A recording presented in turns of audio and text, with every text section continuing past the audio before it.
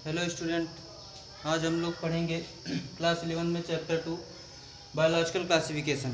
Okay, इसमें कल हमने बात की थी क्लासिफिकेशन के एक चार्ट के बारे में, उसके साथ साथ किंगडम मोनेरा के जो कैरेक्टर थे उनके बारे में बात हो चुकी थी। आज हम बोले थे कि अब आगे बात करेंगे। किंगडम मोनेरा में दो टाइप हैं, एक आर्चियोबैक्टीरिया, दूसरा ईयू बैक्टीरिया, उसके बारे में हम बात करेंगे। ओके, तो आर्चियोबैक्टीरिया के बारे में बात करना है हमको। यहाँ पे आर्चियोबैक्टीरिया कुछ जनरल कैरेक्टर हैं जिनको हम देखेंगे और जानेंगे कि ये क्या है, उसके जनरल कैरेक्टर हैं। ओके, जिसमें से दीज बैक्टीरिया, सबसे पहला जो कैरेक्टर क्या है, these bacteria are special, they live in some of the most harsh habitat such as extreme salty area, halophiles, hot spring, thermo acidophiles, marshy area, methanogen. Okay, इसका मतलब अभी समझ नहीं है, थोड़ा समझते हैं कि ये जो भी बैक्टीरिया हैं ये एक स्पेशल काइंड ऑफ बैक्टीरिया होते हैं, यानी एक अलग तरीके के बैक्टीरिया होते हैं। ओके, जिसमें जो कि कैसे होते हैं, इनका जो आवास होता है वो उच्च अधिक, कोई भी चीज़ जहाँ पे भी ये आवास करते हैं, जहाँ पे भी ये निवास कर रहे हैं, इनका आवास जहाँ पे भी ये जहाँ पे निवास कर रहे हैं वहाँ का जो भी इन्वायरमेंट है वो एक्सट्रीम है, यानी अधिक है, हार्श है, बड़ा है, ज़्यादा है। ओके, लाइक सच है, जैसे कि देखें हम तो एक्सट्रीम साल्टी एरिया, यानी जहाँ पे बहुत अधिक, अत्यधिक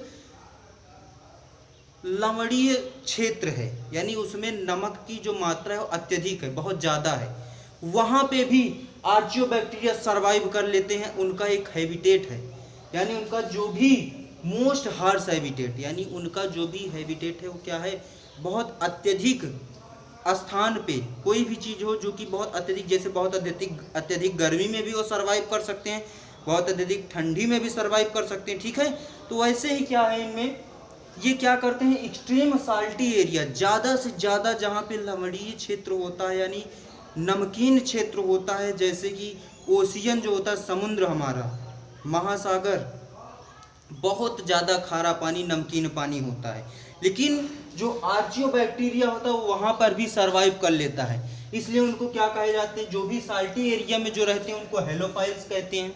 ओके, ब्रैकेट में लिखा गया इसलिए कि आपको कोई दिक्कत ना हो कि अगर मान लीजिए जैसे हम ये जान रहे हैं एक्सट्रीम साल्टी एरिया, तो उसको हेलोफाइल्स भी हम कह सकते हैं, यानी हेलोफाइल्स है।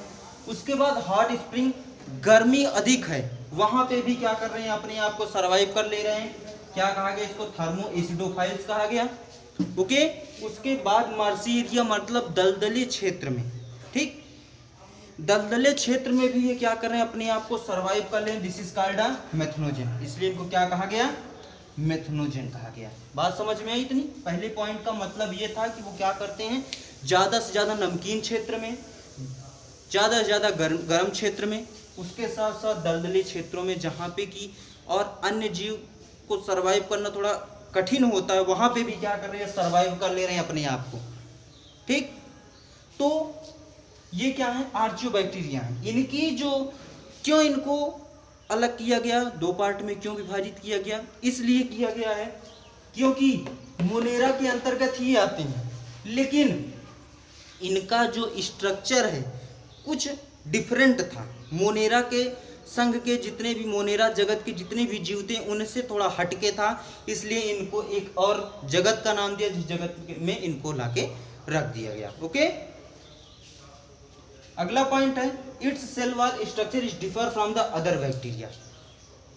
ये एक चीज याद रखना है, कोई भी क्लासिफिकेशन हुआ है, हमने कहा है किसी न किसी रूप में, किसी न किसी तरीके से, कोई ना कोई फंडा लेकर के तब क्या किया गया, उसको, उसका क्लासिफिकेशन हुआ है। ओके, तो यहाँ पे क्या था, क्लासिफिकेशन करने का मतलब ये था कि इनका जो सेल वॉल था, जो इनकी कोशिका भित्ति थी, जो सबसे ऊपरी परत थी इनके शरीर की, वो उसका स्ट्रक्चर, उसकी जो संरचना थी वो अलग थी किसी अन्य बैक्टीरिया के जरिए। बात समझ में आई? यानी कि किसी जो भी दूसरे बैक्टीरिया थे, अदर बैक्टीरिया से इनका जो सेल वॉल स्ट्रक्चर था वो क्या था, एकदम भिन्न था, एकदम अलग था। ओके, इसलिए इनको किस में रखे, आर्चियोबैक्टीरिया में। Methanogen are present in several ruminant animal like cow and buffaloes. ठीक, रूमिनेंट मतलब ऐसे जीव जो कि क्या करते हैं, एक प्रोसेस होता है, कुछ ऐसे जीव होते हैं जो कि उस प्रोसेस को करते हैं। वो क्या करते हैं, पहले जैसे कोई भी चीज़ खाते हैं तो सीधा क्या करते हैं, वो निगलते जाते हैं, निगलते जाते हैं, निगलते जाते हैं, ओके। लेकिन बाद में फिर क्या करते हैं, जब वो अपने आप को खाने के बाद संतुष्ट हो जाते हैं, उसके बाद फिर क्या करते हैं, उसको फिर च्यूइंग का काम करते हैं, उसको चबाने का काम करते हैं। और वही जो चबाने की जो प्रक्रिया होती है, यानी खाने के बाद भोजन को एक बार पेट में पहुंचा के फिर उसको वापस ला के फिर से चबाना, दिस इज कॉल्ड रूमिनेंट। वही क्या कहलाता है, रूमिनेशन कहलाता है। ठीक, वही क्या है, रूमिनेशन कहलाता है। और ऐसे जीव जो कि इसको करते हैं, जो भी जानवर, जो भी जंतु, जो भी जीव इसको करते हैं, उन्हें क्या कहा जाता है, रूमिनेंट एनिमल कहा जाता है, ओके। तो मेथनोजन जितने भी इस काइंड के जो भी बैक्टीरिया होते हैं जो कि मर्सी एरिया में रहते हैं, ठीक है, जो भी मर्सी एरिया में रहने वाले जितने भी बैक्टीरियाज होते हैं उनको क्या कहा जाता है, मेथनोजन कहा जाता है। और वो कहाँ पे प्रेजेंट होते हैं, सभी रूमिनेंट एनिमल जो कि पागुल करते हैं, जितने भी जानवर पागुर करते हैं, उन सब के अंदर मेथनोजन प्रेजेंट होते हैं। मेथनोजन क्या है, एक तरीके के बैक्टीरिया है। कौन से बैक्टीरिया, आर्चियोबैक्टीरिया, ओके। बात समझ में आई इतनी। अब उसके बाद methanogen are responsible for production of methane from the dung of this animal.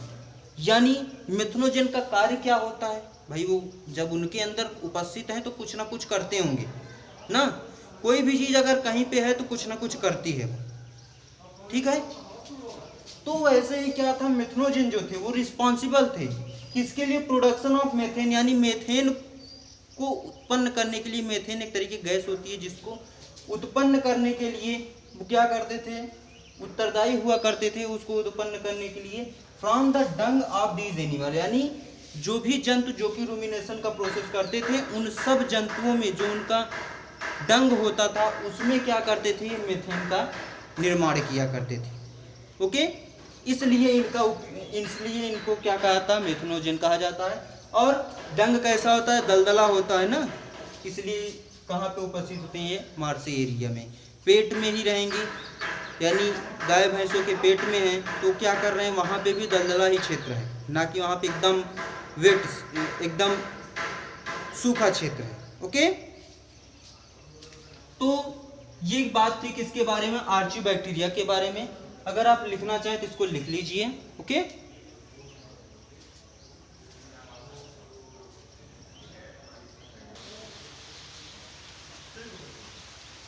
चलिए अब बात हम करते हैं आगे यू बैक्टीरिया के बारे में। यू बैक्टीरिया, जाहिर सी बात है, नाम से ही कुछ थोड़ा बहुत हमारा जो कंफ्यूजन है वो दूर हो रहा है।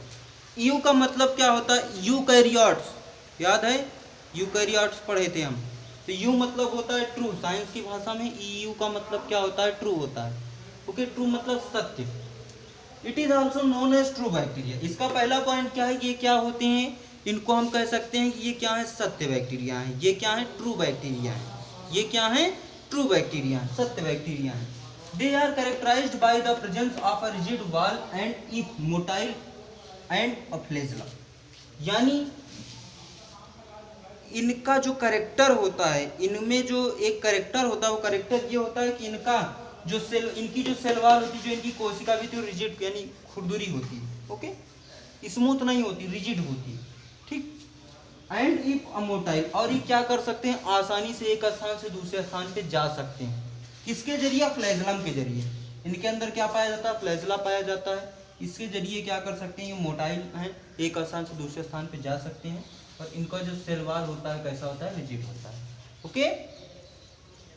The cyanobacteria have chlorophyll similar in green plant and are photosynthetic autotroph. यानी जो साइनोबैक्टीरिया होते हैं उनके पास क्या होता है, क्लोरोफिल होता है। साइनोबैक्टीरिया के पास, जिसको हम ब्लू ग्रीन एल्गी कहते हैं, साइनोबैक्टीरिया क्या कहते हैं, ब्लू ग्रीन एल्गी के नाम से जानते हैं। ये क्या है, इनके पास क्लोरोफिल होता है। क्या होता है, क्लोरोफिल। क्लोरोफिल आप 9th या 10th में पढ़े होंगे कि क्लोरोफिल क्या होता है, एक तरीके का हरे रंग का पिगमेंट होता है जिसके जरिए प्लांट क्या करते हैं, एब्जॉर्ब करते हैं सनलाइट को in the process of photosynthesis, photosynthesis की प्रक्रिया में। ओके, तो क्या करते हैं, जो साइनोबैक्टीरिया होते हैं उनके पास क्लोरोफिल होता है। जिस तरीके से ग्रीन प्लांट, हरे पौधे क्या करते हैं, जैसे अपना फोटोसिंथेटिक ऑटोट्रॉपिक न्यूट्रिशन करते हैं, वैसे साइनोबैक्टीरिया भी क्या करता है, न्यूट्रिशन अपना करता है। क्या है, यू बैक्टीरिया है लेकिन ट्रू बैक्टीरिया है, लेकिन बिहेव कैसे कर रहा है, प्लांट के तरीके से। क्यों कर रहा है, क्योंकि उसके पास क्लोरोफिल। अगर क्लोरोफिल ना होता तो फोटोसिंथेटिक ऑटोट्रॉप नहीं था। ओके, अगला पॉइंट क्या है, Nostoc and Anabaena are chemosynthetic autotroph. Nostoc हुए जैसे, ये क्या है, इसके टाइप है, कुछ नेम है, जैसे साइनोबैक्टीरिया एक तरीके का बैक्टीरिया है, उसी तरीके से नॉनस्टॉक, एनाबिना ये भी एक तरीके के बैक्टीरिया है। ओके, ये सब कैसे होते हैं, कीमोसिंथेटिक, यानी कीमोसिंथेटिक ऑटोट्रॉप होते हैं। क्या करते हैं, ये नाइट्रोजन फिक्सेशन का वर्क करते हैं, यानी इस इन्वायरमेंट में जो नाइट्रोजन है इसको ग्रहण करके और उसको क्या करते हैं, मिट्टी में मिलाने का काम करते हैं। कौन, नॉनस्टॉक हुए, एनाबिना हुए, राइजोबियम हुए। ओके, तो बात यहाँ पे किसकी हुई, किंगडम मोनेरा के जो दो टाइप थे, दो पार्ट थे, जिसको हम 6 किंगडम क्लासिफिकेशन के जरिए जब पढ़ते हैं 6 किंगडम क्लासिफिकेशन, तो उसमें ये पढ़ते हैं हम कि किंगडम मोनेरा को भी 2 अलग अलग किंगडमों में बांट दिया जाता है, एक आर्ची बैक्टीरिया, एक यू बैक्टीरिया। तो उसके बारे में थोड़ा जनरल कैरेक्टर जो कुछ भी था वो जाना। वैसे ये जो चैप्टर हम पढ़ रहे हैं ना, ये चैप्टर आपके इस साल 2020-21 के जो सिलेबस है उस सिलेबस से बाहर है। ओके, उस सिलेबस से ये बाहर है। तो आपको पढ़ना तो है भाई, अगर आपको नीट या फिर और अन्य मेडिकल एग्ज़ाम की प्रिपरेशन करनी है तो आपको ये चैप्टर पढ़ना आवश्यक है, ज़रूरी है। ओके, तो आप ये समझ के ना पढ़िए कि केवल हमको बोर्ड एग्ज़ाम या फिर 11th क्लास पास करना है, नहीं, हमको नॉलेज प्राप्त करना है। ओके, तो आज हम केवल बात करेंगे इन्हीं 2 टॉपिक के बारे में, यानी आर्ची बैक्टीरिया और यू बैक्टीरिया के बारे में। उसके बाद अगली वीडियो में हम लेके आएंगे आपके सिलेबस का जो एक नया चैप्टर होगा उसको लेके आएंगे। ओके, तब तक के लिए थैंक यू। उसके साथ साथ हमारे चैनल को लाइक, सब्सक्राइब और कमेंट, हमारे चैनल में लाइक, सब्सक्राइब और शेयर ज़रूर करिएगा। कोई भी दिक्कत आएगी तो कमेंट बॉक्स में टाइप करिएगा और हमें ज़रूर बताइएगा कि हमें ये तकलीफ है, ये चीज़ समझ में नहीं आई। ओके, अच्छे से पढ़िए। Thank you class.